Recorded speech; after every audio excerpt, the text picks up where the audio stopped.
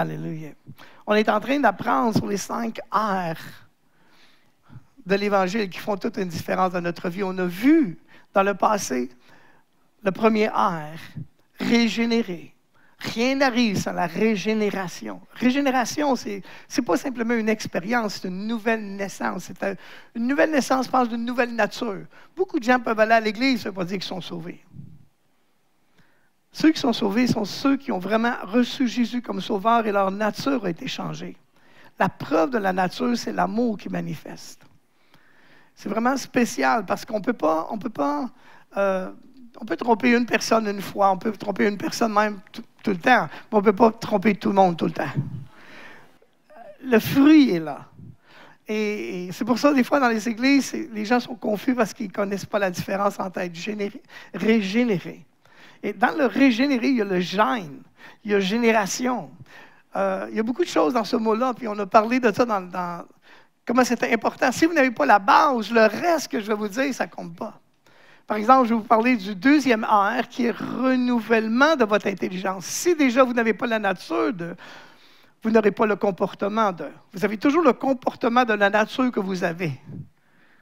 Le chien jappe parce qu'il est un chien, le chat miaule parce qu'il est un chat. Donc, quand je suis né de nouveau, j'ai une nouvelle nature. Et la nature est naturelle. C'est naturel pour un chrétien d'aimer la parole. C'est naturel de vouloir être en communion avec les autres chrétiens. C'est naturel de faire ça. Souvent, les gens, quand ils pensent à la nature, ils pensent à l'ancienne nature, celle qui a été corrompue. Quand ils ont oublié que Dieu a changé le « je ». Quand je dis « je ne parle plus de l'ancien « je parle du nouveau « je ». Celui qui est uni à Christ, celui qui est rempli de l'Esprit. Mais souvent, les gens ne font pas la distinction du « je ». Quand vous dites « je », parlez-vous de l'ancien « je » ou le nouveau « je ». Est-ce que vous me suivez jusqu'ici? C'est quand on reçoit Jésus, il y a un amalgame de son esprit et mon esprit devient un seul et même esprit. Donc, ma nature spirituelle, mon ADN spirituel est changé. Et par conséquent, j'ai des désirs de Christ à l'intérieur de moi. J'ai la pensée de Christ à l'intérieur de moi. C'est naturel. Est-ce que tout le monde me suit ça? C'est pas qu'il faut que j'essaye d'être un chrétien. C'est naturel.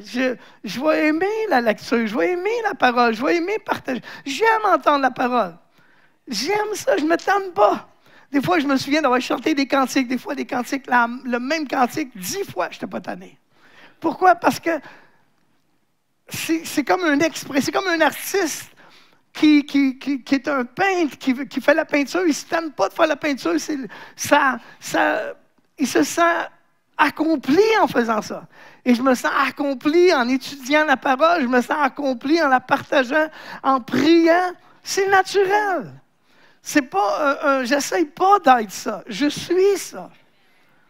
Et c'est important pour vous de réaliser que quand on a des efforts, j'essaye d'être un chrétien, la religion essaye d'être. Mais vous n'essayez pas d'être ce que vous êtes. Vous êtes enfant de Dieu. Vous n'essayez pas d'être un enfant de Dieu. Vous êtes devenu enfant de Dieu. Donc, si vous êtes ça, vous allez manifester ça. Maintenant, vous et moi, nous savons que même quand on est sauvé, c'est instantané. Pour ça qu'on parle on vous parle de régénérer. Mais le renouvellement, ce n'est pas instantané. Le renouvellement se fait à chaque jour, à chaque instant. Il faut connaître la différence. Ça veut dire que parce que je n'ai pas la connaissance parfaite, je vais faire des erreurs, je vais me tromper, je vais faiblir, je vais pécher. Pourquoi? Parce que je n'ai pas le renouvellement de mon intelligence.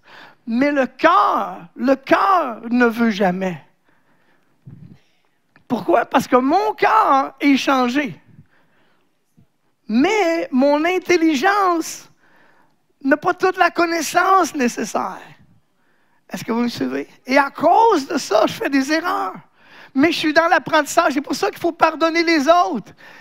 Il faut que les autres nous pardonnent. Il faut qu'on se pardonne les uns les autres parce qu'on est tous en processus. Ne jugez pas les autres parce que vous allez être jugés. Parce que quand vous jugez l'autre, l'autre est comme vous, il est en processus. Donc, si vous êtes, il est comme ça, mais toi aussi. Si on est honnête, hein? On est honnête? Est-ce que je peux être honnête avec vous? C'est vrai que même si les autres ont des défauts et des faiblesses, nous aussi, on en a. Si on veut pointer les défauts et les faiblesses, on va tous on va se faire mal. Rappelez-vous que Satan attaque toujours nos pensées. Mais ce qu'il veut atteindre, c'est notre cœur. La pensée, c'est le champ de bataille. Mais la place qu'il veut avoir, c'est le cœur. Alors, c'est pour ça que vous êtes bombardé dans vos pensées parce qu'il veut utiliser ce moyen de vous conquérir. Donc, il vous attaque comment? Par des peurs, des envies, des convoitises, des paresses, des orgueils, des rivalités, tout ce qui est cher. Il bombarde des pensées. C'est pourquoi il faut être renouvelé dans nos pensées. Tu n'es pas renouvelé. Je vais expliquer que les gens, tu n'es pas renouvelé par tes efforts, par ton instruction, par ton habileté, par tes capacités. Tu n'es pas renouvelé par tout ce qui vient de la chair. En d'autres mots, tu ne peux rien faire pour t'aider toi-même. C'est important de réaliser que être renouvelé c'est pas moi qui me renouvelle, c'est Dieu qui me renouvelle. Et dans le mot renouveler, il y a du nouveau. Nouveau. Et c'est difficile des fois le cerveau a la difficulté à comprendre les choses spirituelles. C'est pourquoi les choses spirituelles doivent être acceptées avant d'être comprises. Parce que souvent, on comprend après avoir accepté quelque chose. Le cerveau essaie de comprendre les choses spirituelles. Vous me suivez? Par exemple, je vous donne la différence entre changer et transformer. Transformer. Tu peux changer des choses dans ta vie par la discipline, mais tu ne peux pas être transformé. La transformation, c'est l'œuvre de Dieu. La transformation a quelque chose à faire avec ta nature chrétienne, ta nature divine. Tandis que changer a à faire avec la discipline. Je peux changer des habitudes. C'est pourquoi que dans le monde, peuvent changer des choses. Ils peuvent changer de discipline, ça va lui donner des bons résultats. On peut avoir des bons résultats à juste changer les choses. Mais transformer, ça a à faire avec votre cœur à l'intérieur. C'est quand vous êtes en prière et que Dieu vient déposer à l'intérieur de vous quelque chose qui amène un autre comportement. Est-ce que tout le monde comprend ça? C'est quand vous avez prié et Dieu vous a parlé. Et soudainement, vous étiez mettons, vous aviez de la rancune contre quelqu'un, vous allez en prière et Seigneur, et Dieu dépose en vous cet amour qui dépasse les fautes des autres. Et vous ne regardez plus aux fautes, mais aux besoins de la personne qui vous a blessé. Ça, c'est une transformation de cœur. Ça, c'est quelque chose que l'humain ne peut pas faire. C'est quand je veux y pardonner, moi je pardonne. On ne peut pas. Parce que ce n'est pas naturel de le faire. Ce qui est naturel, c'est de vouloir se venger. Ça, c'est naturel. C'est la loi. Ce qui est la grâce, c'est quand Dieu nous donne de l'amour et il nous fait voir le besoin de la personne qui nous a blessés au lieu du défaut de la personne ou de la faiblesse de la personne. Est-ce que ça va bien jusqu'ici? On va aller plus loin. Alléluia. Vous êtes tranquille le matin, c'est pas vrai. Alors, on dit une nouvelle nature. Pourquoi? Regardez, je vais vous donner des versets comme ça, vous allez pouvoir faire des références à ça. Dans le titre, le 3e chapitre, verset 5. La Bible dit, il nous a sauvés non à cause des œuvres de justice que nous aurions fait, mais selon sa miséricorde, par le baptême de la régénération et le renouvellement du Saint-Esprit.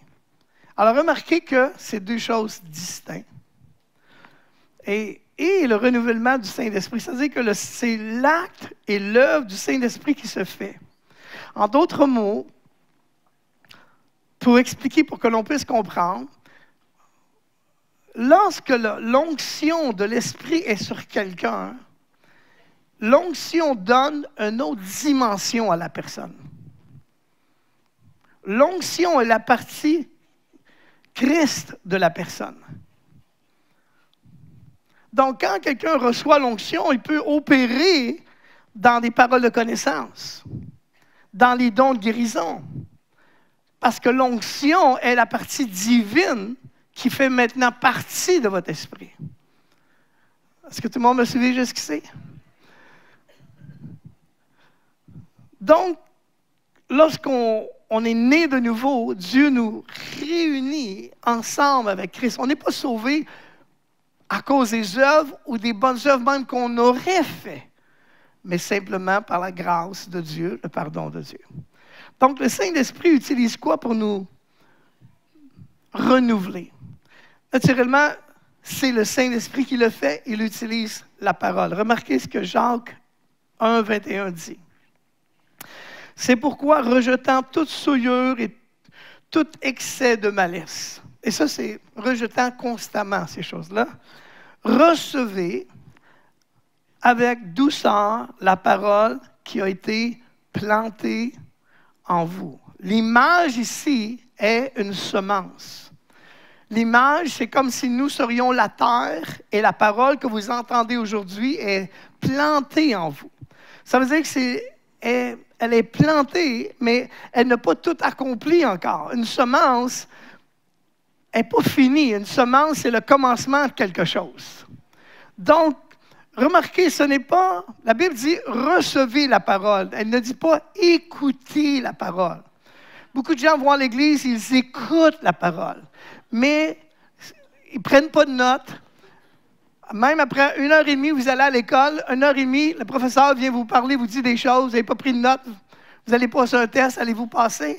Non. Pourquoi vous allez avoir oublié 90% des choses qui ont été dites? Après, vous arrivez dans la vie, vous dites, « Oh, je ne sais pas, Seigneur, pourquoi? » C'est que Dieu dit, « Je te l'ai dit. T'en souviens-tu de cette réunion-là? » Non, tu t'en souviens pas, hein? OK. Te souviens-tu à l'autre réunion? Non, je ne me souviens pas de celle-là. Est-ce qu'il y a des gens qui me comprennent ici? Alors, il y a des gens qui sont tellement habitués d'aller à l'église, qui vont à l'église. Avant, ils allaient à l'église, mettons, ça durait une demi-heure.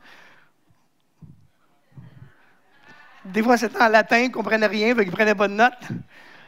Une fois qu'ils sont sauvés, ils continuent, ils ne prennent pas de notes. Imaginez quelques instants. Si le premier ministre viendrait ici et dit, « Je veux vous dire quelque chose, à vous. Je veux vous raconter qu'on a trouvé dans nos livres qu'il y a quelque chose qui vous appartient. Et on va vous le dire. » Comment est-ce qu'il y en a qui auraient des papiers et des crayons pour savoir c'est quoi? Voyez-vous? Là, on dirait, « What? Il va me donner quelque chose. » Dieu est en train de vous dire la même chose. La même chose. Mais on est tellement été brûlés par la religion qu'on ne reconnaît pas Dieu quand Dieu nous parle. On ne le prend pas comme étant la parole infaillible de Dieu. On prend ça comme un enseignement. Ce n'est pas un enseignement. Je vous donne la parole infaillible, toute puissance de Dieu. Elle a de l'effet seulement quand elle trouve une place dans nos vies. Et ça veut dire quoi, une place dans nos vies? Ça veut dire que je la laisse être Seigneur de ma vie. Ça veut dire que j'adapte ma vie à la parole que je viens d'entendre. Je me soumets à la parole. Ça veut dire que Jésus est Seigneur. Tant que la parole, vous n'êtes pas soumis à la parole, Jésus n'est pas Seigneur. Vous comprenez? Alors, ce n'est pas pour rien que le Saint-Esprit donne les mots comme « recevez avec douceur la parole qui a été plantée en vous ». Et la Bible dit « et qui peut sauver vos âmes ». Ici, Jacques parle à des chrétiens dont l'âme n'est pas sauvée, mais ils sont sauvés. Leur esprit est sauvé. Mais leur intelligence, toute leur information vient du monde passé, de la chair, des expériences passées. Moi, je suis certain ici encore, la plupart des gens, quand ils pensent à eux-mêmes, ils pensent à leurs souvenirs d'enfance. Quand je vous parle de vos ancêtres, vous pensez à votre arrière-grand-père. N'est-ce pas? Est-ce que j'ai raison? Oui, on a raison. Mais ce que la Bible dit, c'est que vous êtes nés de nouveau. Est-ce qu'un bébé a des ancêtres? Vous comprenez? Est-ce qu'il y a un passé? Il est bébé. Mes ancêtres, est-ce qu'on a dit tout à l'heure que nous sommes enfants d'eux? On est enfants d'eux? Alors, nos ancêtres, si on est enfants de Dieu, c'est parce que nous sommes en Christ. Christ est la descendance de Abraham, David. Alors, qui sont vos ancêtres? Abraham, David. Quand vous lisez la Bible, vous lisez l'histoire de vos... Est-ce que quelqu'un me comprend ici? Ce n'est pas... Tant que c'est votre histoire de famille. OK. Je ne veux pas aller trop profond là-dedans. Est-ce que tout le monde comprend ce que je suis en train de dire? Alléluia. Mais est-ce qu'il y en a qui savent Jésus, c'est leur frère? Mais God. Il y a 3 parties, donc, que l'on doit faire. Recevoir, contempler et offrir. Ça, c'est, si on veut être renouvelé, il faut recevoir.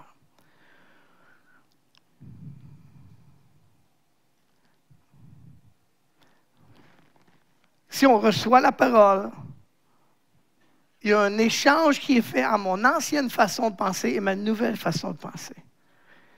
Seulement parce que je suis régénéré, est-ce que maintenant, je peux connaître la volonté de Dieu? Et je fais la volonté de Dieu. Ça me dit comment penser, comment vivre, comment parler. La deuxième chose, c'est contempler. Donc, je suis transformé quand je reçois la parole et je le fais Seigneur dans ma vie. Ça va bien jusqu'ici?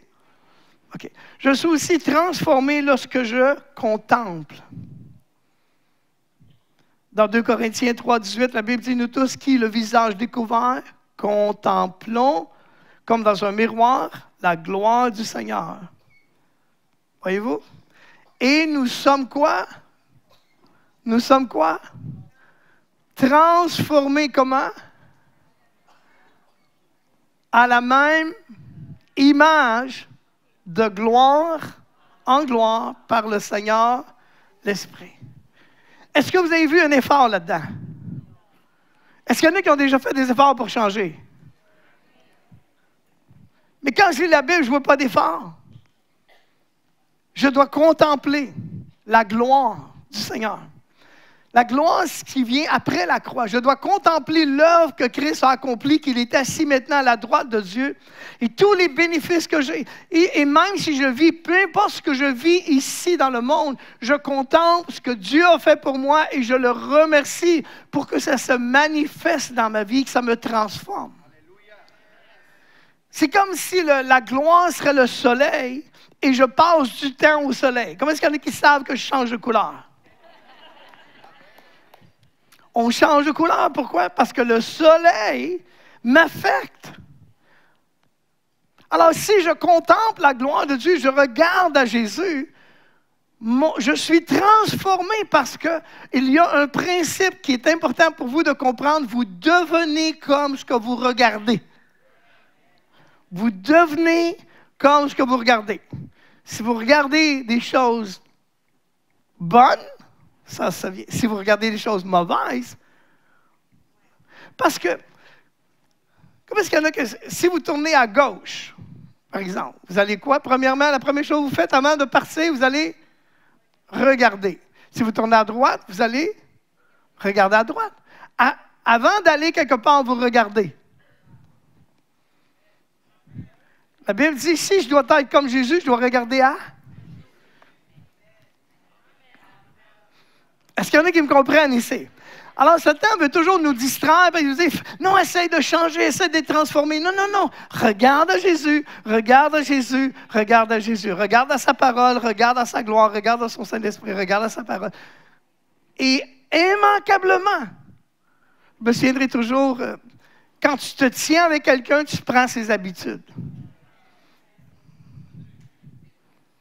Je me souviens, je travaillais sur les camions un jour. J'arrivais, je pense, de l'école biblique, j'avais besoin de travailler. Je travaillais avec quelqu'un qui disait, tu sais, veut dire. J'avais jamais entendu ça. À chaque 2 mots, il disait, tu sais, veut dire. Il y en a qui ont la difficulté, ils disent, qu'est-ce qu'il vient de dire là? Vous ne connaissez pas ça, un tu sais, veut dire? Tu sais, veut dire, comprends-tu ce que je veux dire en raccourci? C'est tu veut dire. Tu veut dire. Au début, c'était comme, qu'est-ce que c'est que... Mais quand j'ai fini de travailler, je suis arrivé à la maison et j'ai dit, tu sais veut dire? Et là, je dis, non, non, non! Comment j'ai eu ça? Mais je suis tenu avec. Dites-moi avec qui vous vous tenez, je vais vous dire comment vous êtes. Oh! On continue. On va plus loin. La troisième chose, c'est offrir. Romains 12, verset 1, la Bible dit, je vous exhorte, frères, par les compassions de Dieu, à offrir vos corps comme un sacrifice vivant, saint, agréable à Dieu, ce qui sera de votre part un culte raisonnable. Ne vous conformez pas au siècle présent, mais soyez transformés par le renouvellement de votre intelligence. Donc, si je veux que Dieu me transforme et me renouvelle, je dois m'offrir à lui. Je dois me rendre disponible. Si je suis occupé, je fais mes choses, je ne demande jamais. Ben, non, Dieu ne se force pas sur personne. Dieu ne force pas sa bénédiction sur personne. Dieu ne force pas son amour sur personne. Dieu offre tout gratuitement. Dieu invite à prendre. Dieu vous sollicite à prendre. Mais il ne se force jamais.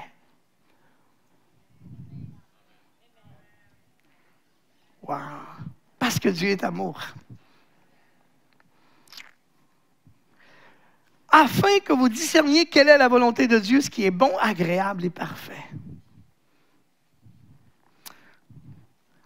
La Bible dit, ne soyez pas conformes au monde, ne vous laissez pas former par le monde, par les choses que vous avez apprises, par le comportement des autres, même des fois par le comportement des parents qui ne connaissaient pas le Seigneur, par leurs valeurs, par les valeurs de la société. Ne soyez pas simplement suivre la société. C'est drôle parce que les gens appellent les chrétiens des moutons, des brebis. Mais s'il y a un groupe de personnes qui va à l'encontre de la société, c'est les chrétiens. C'est loin d'être des suiveurs, les chrétiens. Il faut qu'ils se tiennent debout. Il faut qu'ils aillent dans le sens contraire de tout ce que la société dit. Et il faut qu'ils disent, non, moi, c'est autre chose. Et quand vous êtes différent, vous êtes une rareté, une minorité. Et quand vous devenez une minorité, vous devenez précieux. L'or est précieuse parce que c'est une minorité. Ceux qui gagnent des médailles sont précieux parce qu'ils sont des minorités. On leur donne des médailles.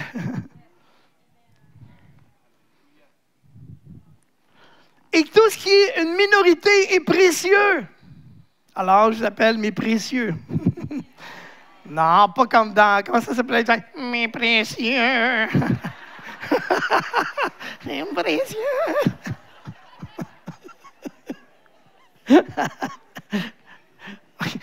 Enlevez ça sur le tape, là, fais pas ça là.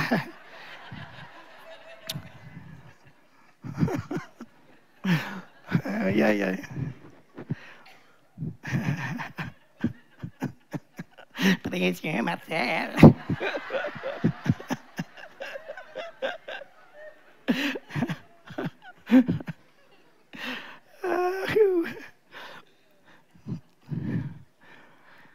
C'est tellement incompréhensible. Oui, la Bible est un livre de vie. Ça te montre comment vivre. Tu sais, Dieu n'est pas... Dieu, c'est pas juste un texte. On doit pas juste connaître Dieu. On doit vivre Dieu. On vit Dieu. Comprenez ce que je dis? Dieu nous donne quoi? Il nous donne quoi? La vie. Alors, si Dieu nous donne la vie, c'est pour la vivre. C'est pas juste pour connaître. Il veut que il te donne une vie à vivre.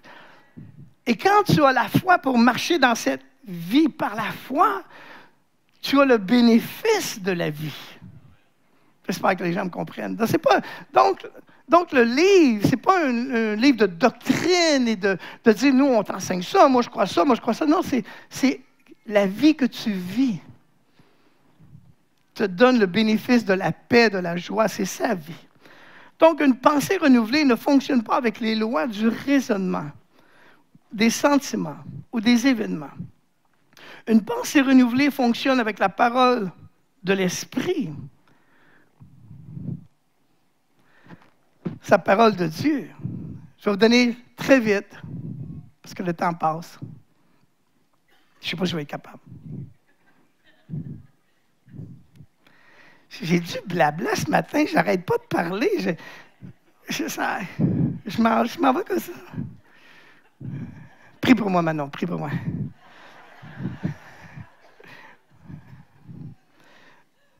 Je vais essayer de résumer un peu.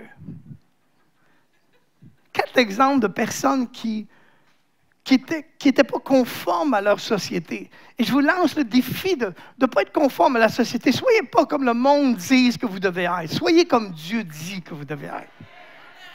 Laissez faire la déclaration du monde. Prenez la déclaration de Dieu. Et je vais vous montrer que ce n'est pas toujours facile. Et je veux corriger quelque chose, si je peux, en partie ici ce matin, que certains croient que quand on devient chrétien, qu'il n'y a pas de difficulté, il n'y a pas d'épreuve. Ou ils prient toujours pour ne pas avoir d'épreuve. Mais l'épreuve fait partie de notre vie. On ne peut pas être chrétien sans épreuve. On va être éprouvé.